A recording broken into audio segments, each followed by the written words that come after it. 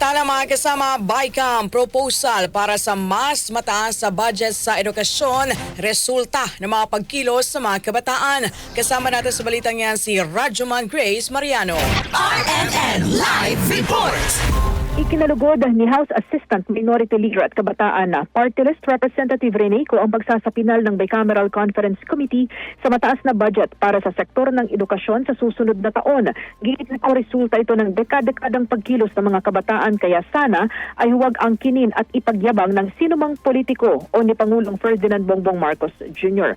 Ayon kay Ko, ang hakbang ng BICAM ay nasa tamang direksyon tungo sa pagkamit ng inaasam na basic education, nutrition, feeding and mental health programs, konstruksyon ng 165,000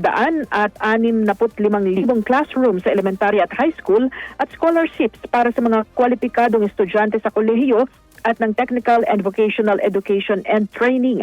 Ipinunto ni Ko na kada taon ay puro gaslighting ang sagot ng mga opisyal sa mga estudyante na wala raw pondo pero malinaw ngayon na meron pala at kaya naman pala.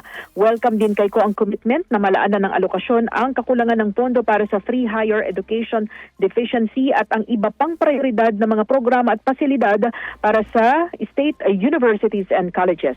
Kasama mo sa DCXL, RMN Manila, Rajuman Grace Mariano, Tatak RMN.